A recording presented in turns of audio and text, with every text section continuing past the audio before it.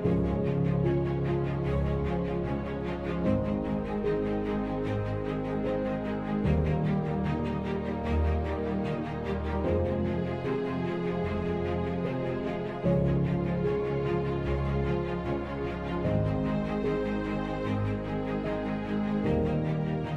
morning. Yes, good morning. Jain. And thank you very much, everyone, for coming this early on your Sunday morning to celebrate the life of Dr. Kailash Chandra Jain. Dr. Kailash Chandra Jain, as we lovingly call him Bhaiji, is my grandfather. And for those of you who don't know me, my name is Anita Jain. I am also the daughter of Dr. Shivan Chand Jain, who some of you know as the director of ISJS, and my mother, Mrs. Uma Jain, is sitting over there. Dr. Kailash Chand Jain was a trailblazer in many ways and a very keen promoter of Jain religion. He and his wife lived truly in a Jain way, incorporating all the Jain values in their day-to-day life. Bhaiji in his lifetime was very passionate about promoting Jain religion. So he made a lot of significant contributions by building temples, ashrams, and many other things. And we are so blessed to have amongst us Professor Michael Tobias and Mrs. Jain Morrison, who living in America are actually globally spreading how Jain values can be critical for a peaceful life on earth. Shreya is the great granddaughter-in-law of Dr. Kailash Chandra Jain. She's married to Abhishek Jain, who's a great grandson. Shreya is living with 4 generations. Please join me in welcoming Shreya to the stage. They are the grandchildren of the grandchildren of Bhaiji. Namo Namo Namo Namo Namo Namo नमकार मंत्र है न्यारा इसने लाखों को तारा नमकार मंत्र है न्यारा इसने लाखों को तारा इस महामंत्र का जाप करो अब जल से मिले किनारा नमो हरिमंतानम नमो सिद्धानम. Someone can live a life fueled by purpose and passion. I'm ready to go into my 50s, 60s, and 70s. So you're truly an inspiration. And please come here and join me in welcoming my father, Dr. Shivan Chand Jain, to share with us some of his work. When you read Namo Arhantanam, you should experience what is happening, why I am saying this, what is the meaning, why I am bowing to the Arhants. Unless you know that, you really don't enjoy. You are like a youngster who has learned by rote and spits out. But when you understand, then you enjoy and you are committed. And then we said we are going to tell them. And when we tell them about way of life, they are going to live and see what we are saying is really what we say in the text. We go to the pilgrim places, we meet the sadhus, and we also meet the Jains. So today we have 15 annual summer schools in India.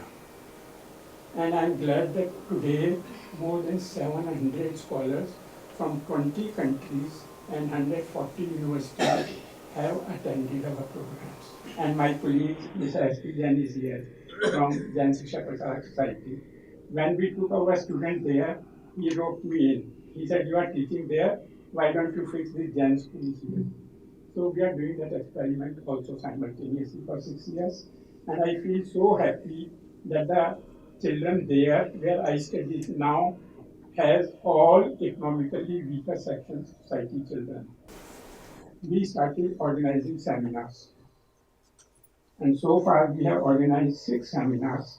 And one of them was held at 11 universities in India and US, in Canada. And you know what are the subjects? Social consciousness in Jainism. How the Jains live, why Jains are prosperous, and what do they with their prosperity. Then recently we have started a journal also. And this, because of our size, We said we are not going to publish a hard copy, we print a soft copy in this way so that it has a bigger reach.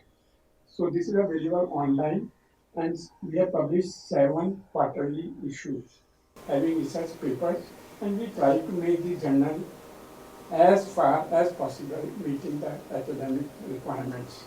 I think soon we are going to be recognized, this journal is going to be recognized by UGC, University Grants Commission also. Then, we started having requests from foreign scholars. They get scholarships from Fulbright or others, and they want to come to India for research. Like Sota Chapel was here. Unfortunately, he left tonight only. And they come and they spend time, year, 6 months like this with us. And we support their education, research. We have 10 professors sitting here. They dedicate their time without cost to anybody to come and help us in our research projects. The students and the family. So thank you all very much.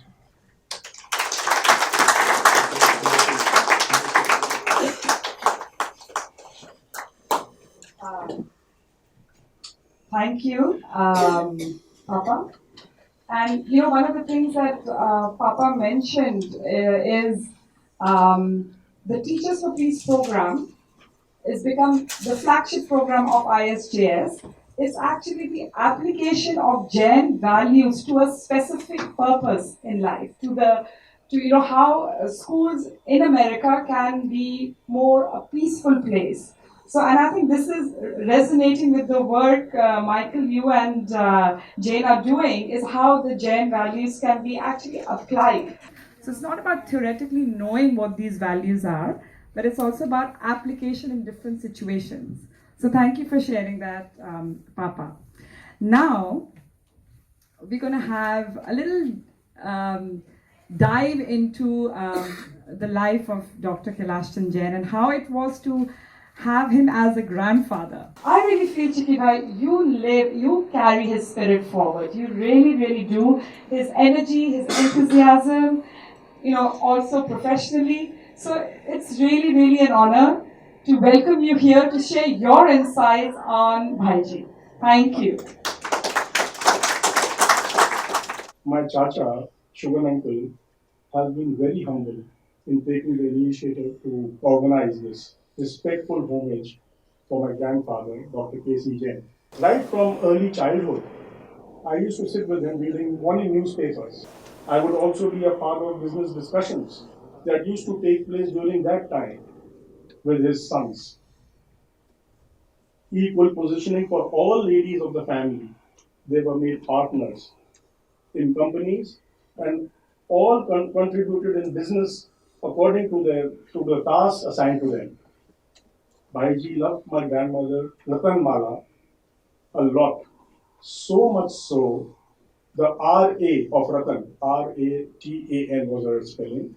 R.A. of Ratan was omnipresent in all the group companies that we had. The names like Rama, R.A.M.A., Meera, same way Paras, and then Rajiv and company. So we were lucky to have RA in all of them. Bhaiji would wholeheartedly own the disowned of society, may it be a man or a woman. At times, he would let me be with him to listen to their grievances, and I would be a part of those at a very young age also. These were some of the privileges I enjoyed with Bhaiji. I insisted in owning a two-wheeler, which he instantly refused. And you being my Pradhan Pota, my eldest grandson, will come back after learning tehzeeb or etiquette. From there, I allow you to get spoiled.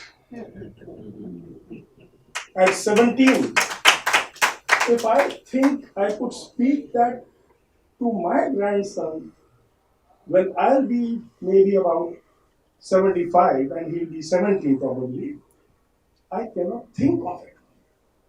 How could he? The kind of confidence he had on me. That was my grandpa.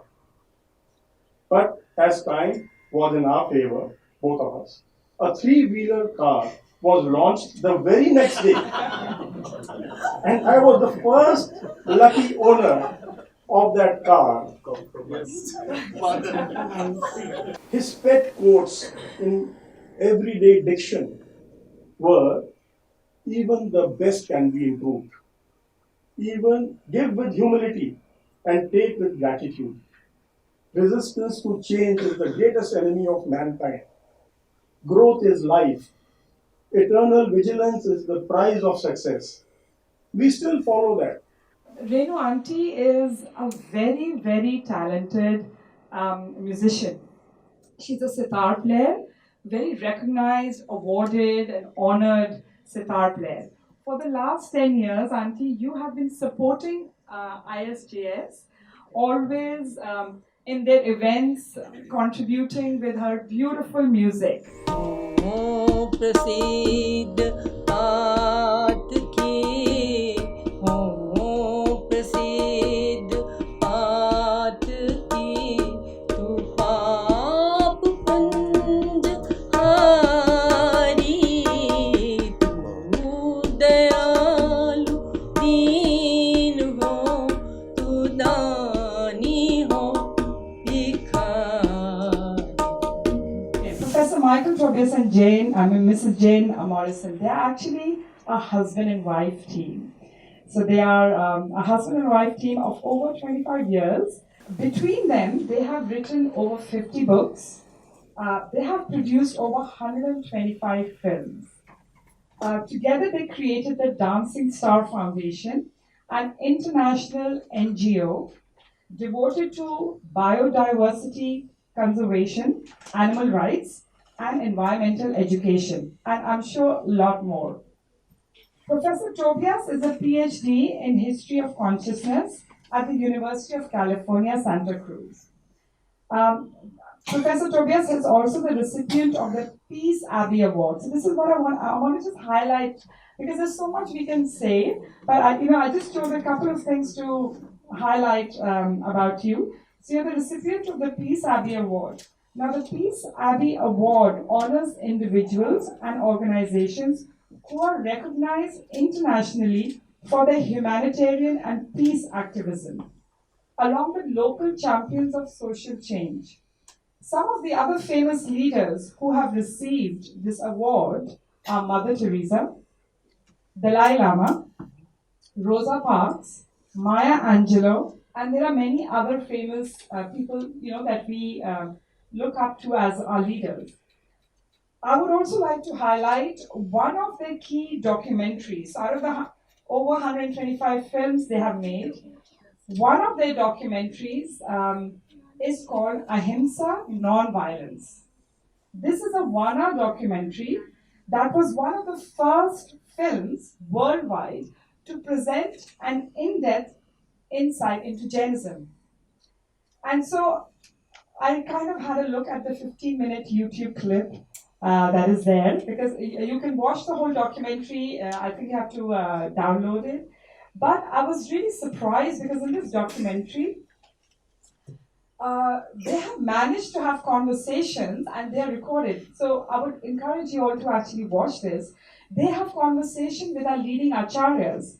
So Acharya Sushil Muni, Acharya Tulsiji, Acharya Vidyanandji, so covering all Digambars, Shvetambars, and Therapanthis, and also His Holiness the Dalai Lama. So they all are featured in this documentary, really showcasing one of the main principles of Jainism, which is ahimsa and non-violence.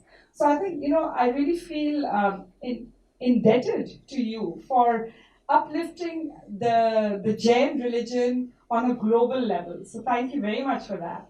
And so we are very fortunate to have your team, the two of you here, to share with us your work, your views, and how you feel that some aspects of our religion can actually be critical for a more peaceful life on earth. So please, Michael and Jain, let's join in welcoming Michael and Jain here.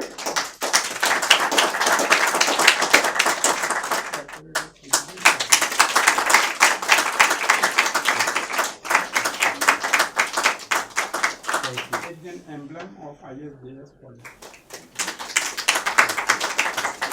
Dr. Shugan, Ms. Anita, all of you, I want to thank you on behalf of our team. I recall many years ago I was doing some research in the Nilgiris, and there was a Badaga wedding going on. And I was just walking down the country road, and someone grabbed me and said, "You must come. Who are you related to?" And I feel like that moment, because of such a large family, I said, I did this. And he said, "Oh, you're related to the family." And they brought me in, and I feel that way right now. And just coming to Delhi and just coming to India, I feel that way. I've always felt that way. Yesterday, Jain and I returned from research and work we're doing in Bhutan, where we've been working as a technical team to document the rapidity with which the glaciers are melting and the implications for 1.6 billion downstream recipients of precious water and what will happen in the next 5, 10, 15, 20 years. How does this relate to Jainism?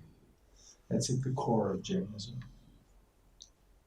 Although the specificity with regard to cause and effect may be somewhat obscure or unclear, what's unambiguous is that cause and effect are there. And we know that Jainism has been deeply enriched by a great proclivity for mathematical studies for thousands of years, that numeric coefficients, that cause and effect is really at the core of ahimsa, in that we know what it means to feel pain, all of us. And hence, we have very little difficulty empathizing with one another and with every other living being on this planet. So the situation is nothing less than grim. This week's India Today, of course, spells it out in terms of code red. The recognition of Madhav Gadgil, finally, long overdue recognition of his report regarding climate change, particularly with respect to the Western Ghats and the areas of Kerala, Karnataka, spells it out very clearly. Jain and I had our first date in the Antarctic back in the mid-1980s, where we were looking at declining populations of penguins and the cause and effect that was inflicting rapid depredation of penguin colonies in the South Polar regions. And it was just about that time that Jain and I first met regarding a film we were doing called Ahimsa. You might want to say so. Actually, I was not involved with the production of Ahimsa, but Michael was in post-production on that film. At the time we met, a friend of mine, very good friend who'd been working with Michael on it, kept telling me about Ahimsa and Jainism. And it was as though I had been struck by a golden arrow that went straight to my heart, because I realized that Ahimsa was the philosophy, religion, lifestyle that I'd actually embraced as a child. So although the word was somewhat new to me, the concept was in my bones. And my life changed. Not because of Michael, I hadn't met him yet, but because of Ahimsa. I grew up without a fear of other creatures in a wild canyon. My favorite things were playing with wild animals and reading through my father's library. Equal time on both. I would say I spent more time, maybe I spent a little more time outdoors, playing with a wild coyote family who are, I had no idea, thought to be predators and dangerous creatures. I thought of them as beautiful dogs. And my parents didn't discourage me. And when I think back on it now, I wonder if they didn't want me to be eaten by a mountain lion. But I think there was wisdom, because there are mountain lions too, but I believe there was wisdom in their allowing me to interact with the natural world, because I was never hurt by any creature I encountered. And so when I learned about ahimsa and about this work, this project that Michael was working on, it was kismet. It really was kismet. And of course, when I met him, my life changed. So. Well, I knew very little about Jain tradition or the word itself. Although I'd come to India as a teenager, India had been part of an itinerary. I was actually on my way to Bhutan because as a 7-year-old, I'd seen an old grainy black and white photograph of a cliff monastery in Bhutan from one of the early editions of the Encyclopedia Britannica. It was about this large an image, grainy, black and white. And I was fixated on it. And I knew at that moment, I would spend the rest of my life living on a cliff monastery in Bhutan or somewhere in the Himalayas. And before that, at the age of 3, at the San Francisco Zoo on a day much like this, somewhat foggy, somewhat polluted, my father took me to the zoo, and there was a wolf in a cage with stereotypies, a condition of grave anguish that most animals that are captive will express and feel. And I remember grabbing my dad's coat and asking him, why is this magnificent creature in jail? And I'll never forget my dad looking down at me and saying, welcome to the world, kid.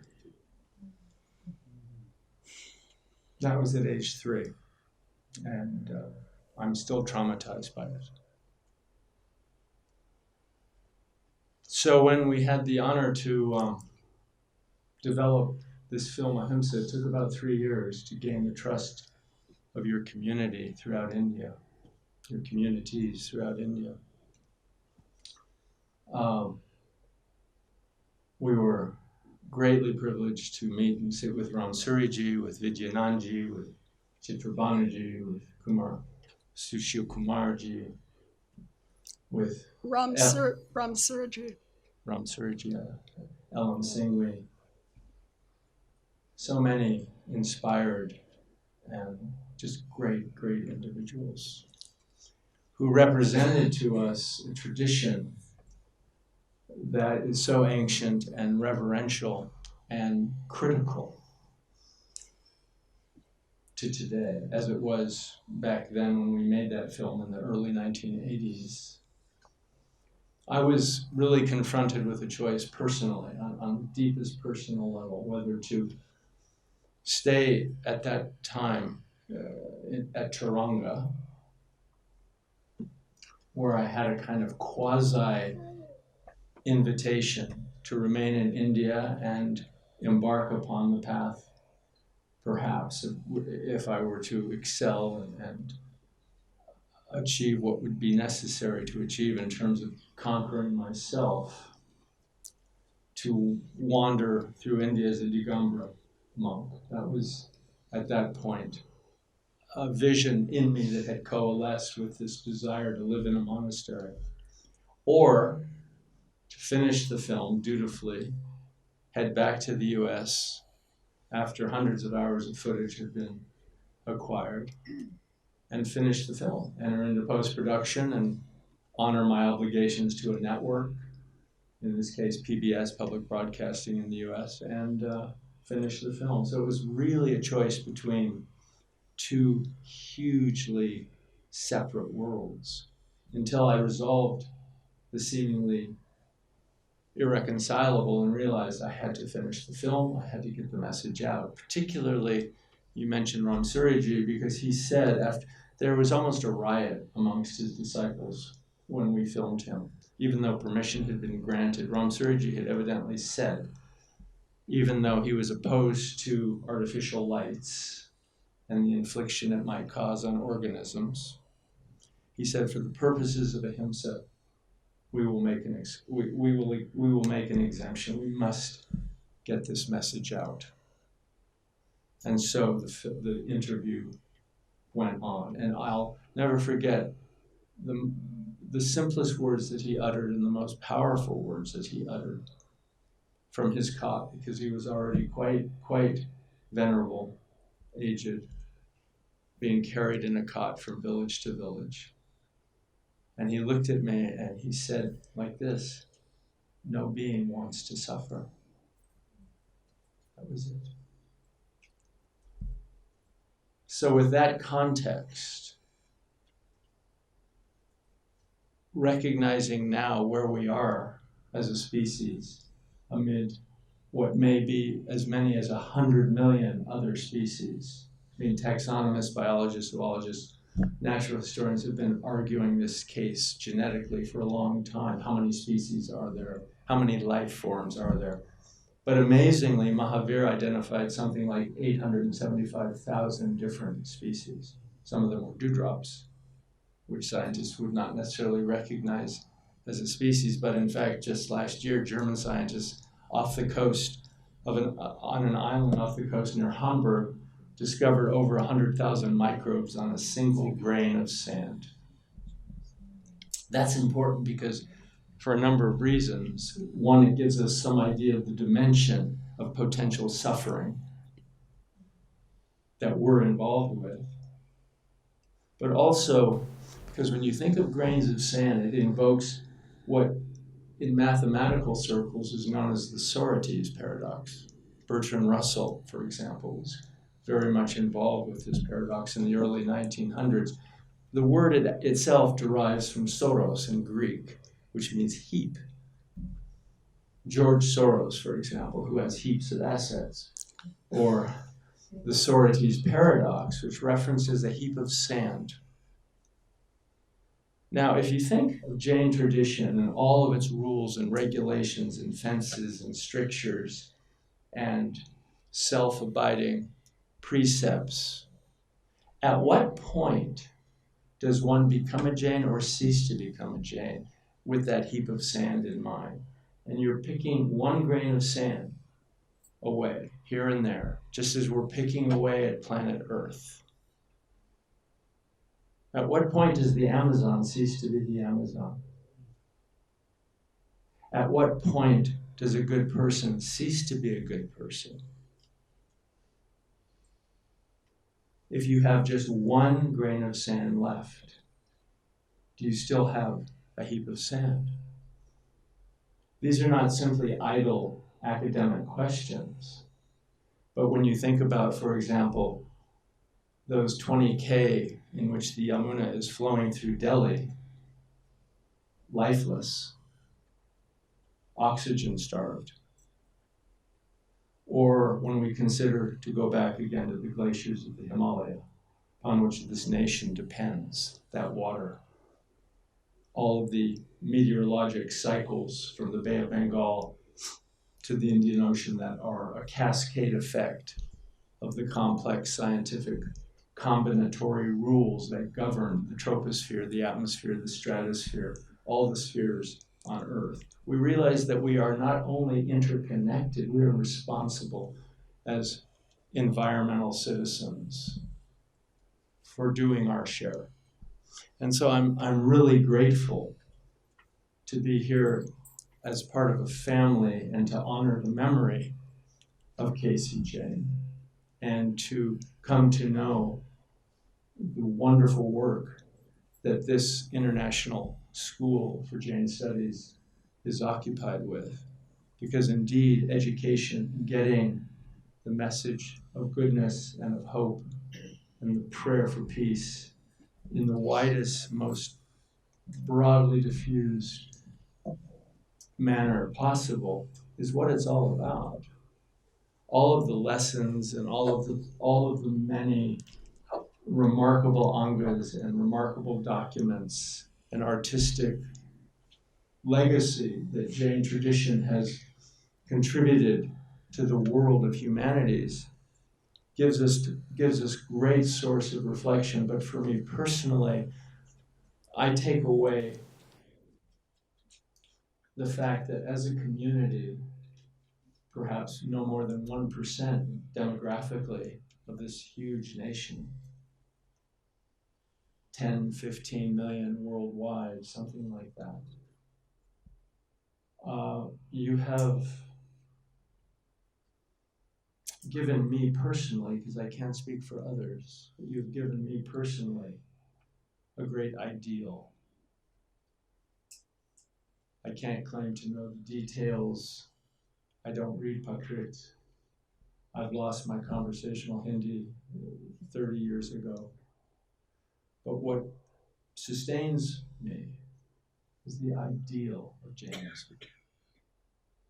Yes, I've seen Jain kids in the US going to McDonald's.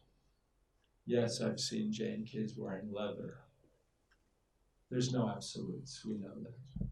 And assimilation is accelerating at a pace that perhaps none of us could have predicted possible. This is, of course, a big part of the challenge, isn't it? Uncontacted tribes in the Ecuadorian Amazon, the Brokpa in easternmost Bhutan, the Todas of the Nilgiris, groups who are vegetarian, who are trying their hardest to inflict a minimum of impact on this planet at a time we all know has given us the burden of knowing what's happening, the painful knowledge of what's happening. Jane, the coyote packs that she mentioned, one coyote is in Los Angeles is accused of having dragged a 2-year-old baby from a swimming pool, and suddenly there's a manhunt out for all the coyotes. Yet, this little girl, when she was a little girl, she was being modest. She spent most of her days as a wild child playing with coyotes and mountain lions. No, I never played with the mountain lion. I respectfully declined to play with them. They were around her. They were around, but they were around.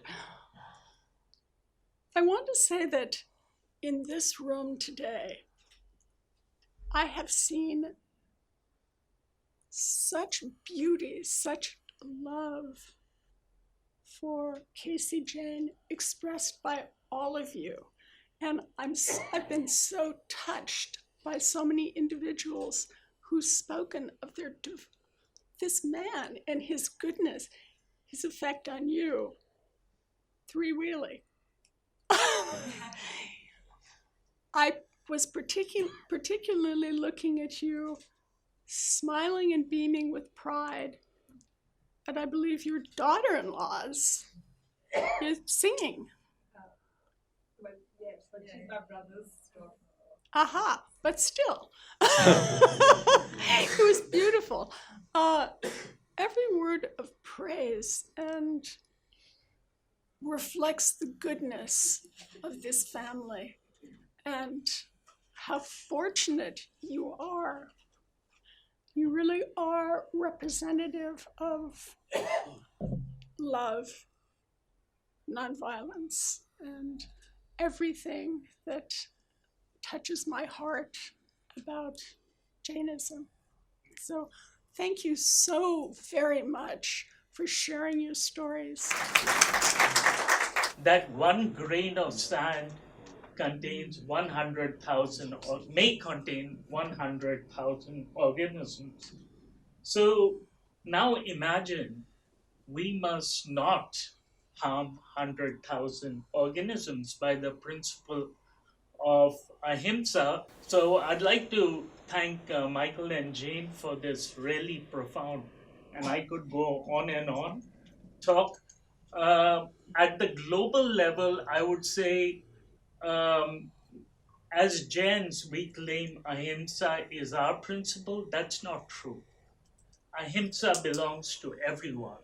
Some of my father's work actually echoes this principle because he wrote a book on Gandhi and ahimsa and how Gandhi was actually influenced. Now, if we take that to my dear grandfather, we talked about several qualities. He's an entrepreneur, he's dynamic, he's full of energy, but most importantly, he was a positive influence to all of us in this room, whoever is of the family. But also my father, who along his career started businesses and then blessed the world with the ISJS group, which is nonetheless an entrepreneurial effort, a non-profit but entrepreneurial effort. The fourth or fifth part was his profound belief in Jainism. And I would say Shreya's song and her two little ones singing with her, even though the mic didn't capture their voice. And you're echoing pure bliss, Bhaiji, going down 6 generations and still being present. That's very, very powerful. A very emotional talk by Chiki Bhai, in which he shared personal experiences with Bhaiji. I would say that your three-wheel car was not only to buy us ice creams, me included, it was also to take Bhabhi out, in which we were chaperones, right? Following that, we had another performance by Renu Jain. आपका है? हाँ. बहुत धन्यवाद आपको इस सभा में आपने ये सब किया. Last but not least, I would like to thank my father for arranging this and my sister for being a excellent compare for this ceremonies, adding her little stories and providing some animation, which very few people could do. So thanks a lot. Thank you.